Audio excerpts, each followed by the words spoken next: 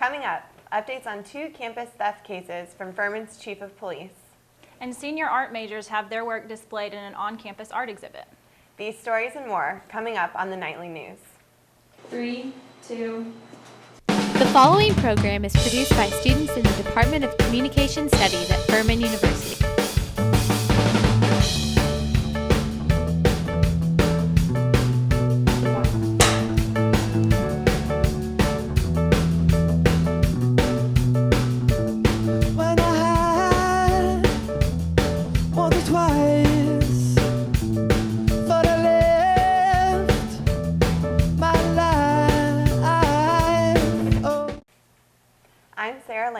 And I'm Lila Allen, here to give you this week's Nightly News.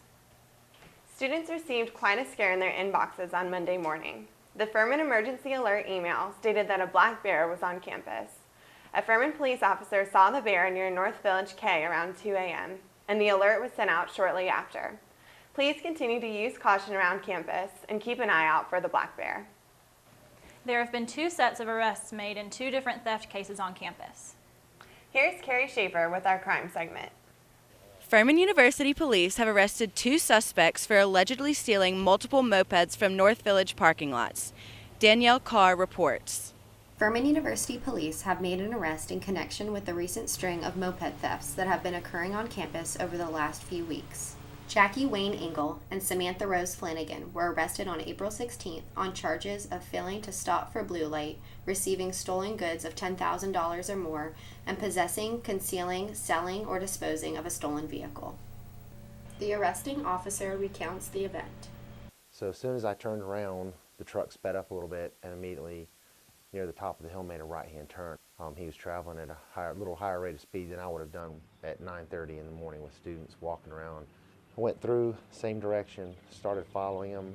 He got behind a car, and that held him up, going back up Carl Court toward McAllister Circle and the main gate. I called the other officer that was on duty just to, I said basically I was behind this suspicious car, and I went ahead and made the determination to stop the car. Didn't stop, I just continued, I just followed the car, and he eventually was driving erratic, and he wrecked, and then he ran. I pursued him on foot through behind a business and through a couple of yards and was able to take him into custody without any problem. This is not the first time Furman police have dealt with moped thefts on campus. So traditionally our campus probably has about 5 to 8 mopeds stolen every year. So the issue of moped theft isn't new. We enter all of our mopeds license or VIN numbers into the NCIC database, which is a national crime database. So eventually at one point in time, someone's going to get pulled over that moped, they're going to get traced back, and we'll recover the moped eventually. The man in custody is believed to have accomplices, so students are advised to remain alert and report any suspicious activity to Furman University Police. This is Danielle Carr, signing off for the Nightly News. Here's an update on Furman's stolen set of master keys. Emily Vignon reports. 2 weeks ago, Furman police were able to recover the stolen set of master keys and identified 2 suspects, Jamison Levi Crowder and Christopher Michael Crowder. The officers worked hard to solve the case. We took those stolen credit card thefts. We tracked down the credit card usage. We pulled video footage from the stores they used the credit cards at. We were able to identify the vehicle they were driving as matching the description of the vehicle that was suspected, and then we were able to get good video pictures of the people going into the stores and using the credit card. So there were 2 gentlemen that used the credit card together during these times. From there, we had a little bit of a stall and trying to identify who those 2 were. What we ended up doing was putting their faces on the Greenville County Sheriff's Department Facebook page. And as a result of that, we were able to identify who they were from that Facebook page posting. We secured a warrant for them based off of the information we received from the Facebook. Furman University keys cannot be copied due to a special key blank that can only be ordered through specific vendor. So the blanks are unable to be copied at places like Lowe's or Walmart. Students responded positively to the safety measures that Furman police took. Well, when I found out that the keys had been stolen, it was definitely unsettling, but FUPA did a great job at making sure we all knew what the case was and what was going on, and the blocks were quickly, they went in and made sure everything was changed as soon as they could, and now that the suspects are in custody, it's definitely a relief. To avoid another scenario such as this, Furman Police plan to change the key system. Only the police will have a set of master keys, and there will be a sub-key system where each building has its own set of keys. The Furman Police Department's #1 priority is keeping their students safe. Their office is located here in the basement of Hip Hall, and they're open 24/7. I'm Emily Vignon, reporting for the Nightly News. That's our crime segment for this week. Back to you, Lila. Students don't usually have the opportunity to share their work with their peers and other professors. Unlike other universities, Furman gives students this opportunity once a year. Blake Stafford reports. In children that are overweight or obese, they're 5 times more likely to develop asthma, and a lot of that can even affect like school attendance, and if you're more likely to have to go visit the doctor. Adults have to miss work when children have to miss school. On April 14th, Furman canceled classes for Furman Engaged, an event that allows students to showcase work they've done through classes, internships, or research. I was part of the MAEX for our Math and the Mouse. We went to Disney World for 3 weeks, and the project that I was working on was studying the traveling salesman problem and how it applies in an amusement park setting. So the project specifically right here was we were in Epcot, and we were looking at all of the different attractions and what would be the most efficient way to hit all of the different attractions in the shortest amount of time. And so it's really cool that we actually get the opportunity to present this at Furman Engaged, because a lot of people are like, oh, a math class in Disney World for 3 weeks. I'm sure you were just looking at the angles and the way that the roller coasters were made. But it was actually a lot more math intensive, and for me it was really important because it sparked my interest in graduate school. So right now I'm actually in communication with a few different graduate programs about industrial engineering, which was an application that I didn't really know too much about before this research endeavor. Between the 2 morning and 2 afternoon sessions, the Furman University International Student Association held an international food festival that was free for all students and faculty. We are representing a lot of countries like India, China, Korea, Tunisia, and many more. Furman Engaged was just as successful this year as it has been in past years. Congratulations to all of the students who presented their very impressive work, and to FUISA for having such a successful turnout at their food festival. This is Blake Stafford reporting for the Nightly News. Look out for Furman Engaged next year, scheduled for April 12th, 2016. The 11 senior studio art majors finally have a chance to show off their skills. One Screw Loose, the Furman Senior Art Show, features each artist's style. But what makes each of these artists unique? Amanda Cordisco reports. Welcome to the Furman Senior Art Show. The Furman Senior Studio Art majors are hard at work. The Furman Senior Art Show, One Screw Loose, is an exhibition of 11 unique styles. It features graphic design, watercolors, clay, painting, digital illustration, and cartooning.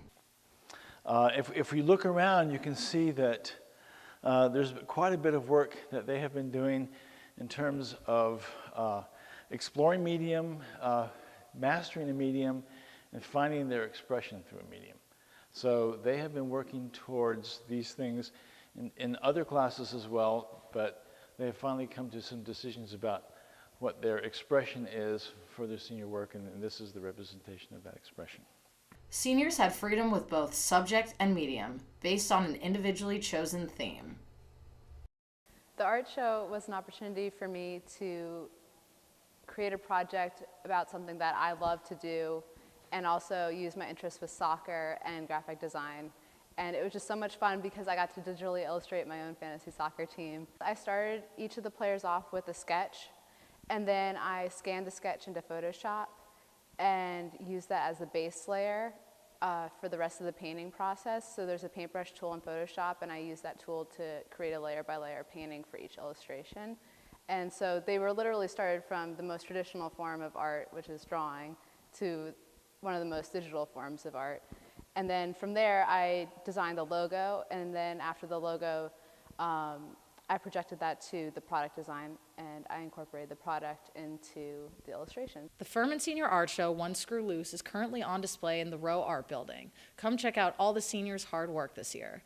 This is Amanda Cordisco reporting for the Nightly News. On Friday, April 17th, the Furman Band held their final concert of the year in celebration of the accomplishments of Furman music professor Robert Cheesebro. Peyton Dickerson reports. On Friday, April 17th, the Furman Band held their final concert of the year in celebration of the accomplishments of Furman music professor Robert Cheeseborough.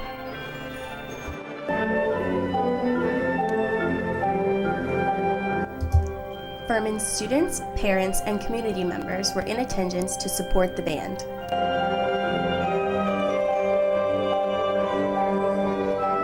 I'm here tonight with my family to see a concert in celebration of Dr. Cheeseborough, who is retiring, and we're here to see a few pieces that they're going to be conducting, and we're very happy to be here this evening.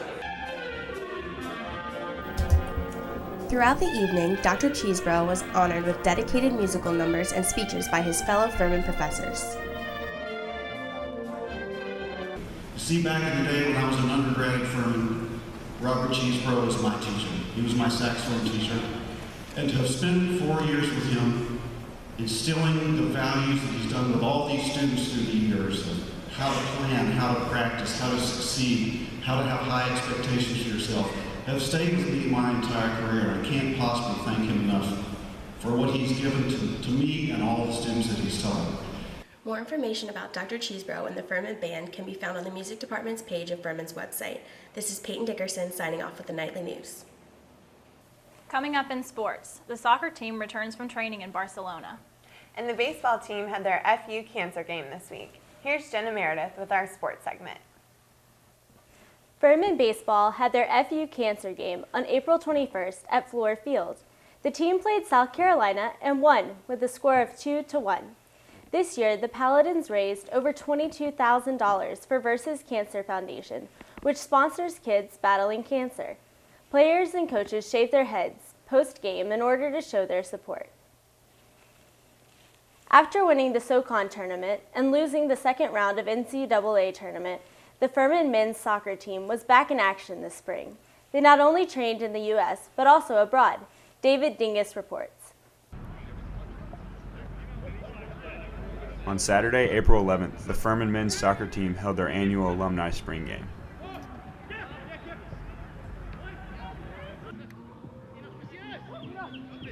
The alumni defeated the men's team 4-1, but the result was not the focus of the day.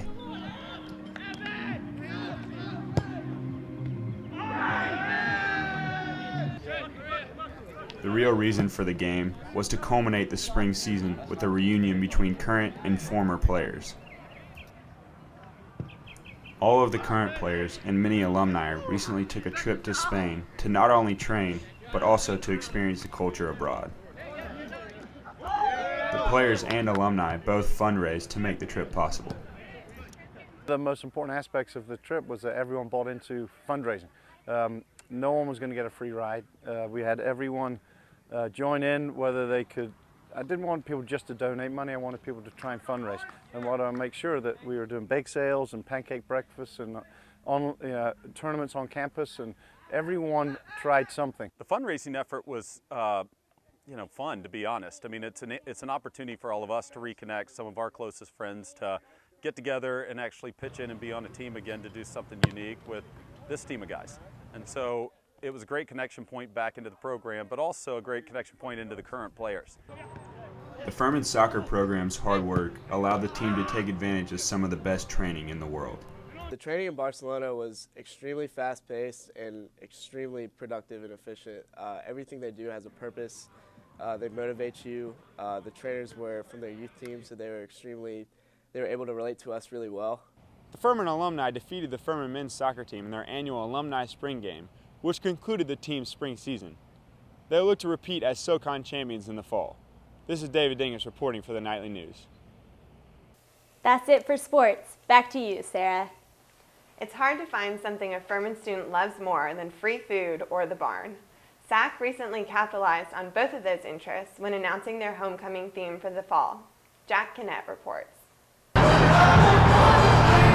On April 15th, the Furman Student Alumni Council took over the Pump House to host their annual wing night.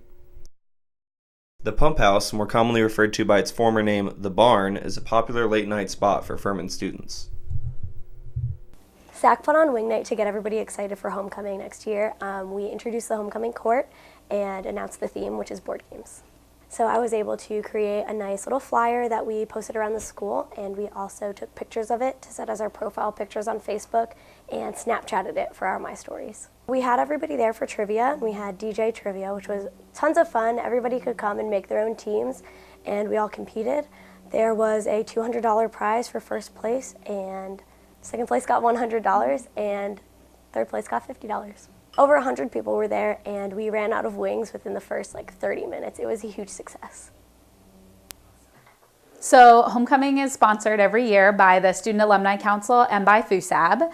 And so SAC hosted this wing night to announce the theme and get some excitement going about homecoming next year. And the theme is Let the Games Begin, which will encompass all different sorts of games. So you'll see events focusing on games. The different organization themes will be game related, and probably see everything from Monopoly to the Olympics. It was really great for SAC to host this event and get the word out about homecoming early. Homecoming is one of the bigger events that both SAC and FUSAB sponsor every year. So we're really excited to get the word out there and start growing everyone's enthusiasm about homecoming for next fall. A big thanks to SAC for putting on a great wing night and getting students excited about homecoming. This is Jack Kinnett reporting for the Nightly News. That concludes our news for you this week. Join us next week or find us on YouTube to catch more nightly news. Enjoy your last week of classes and good luck on exams.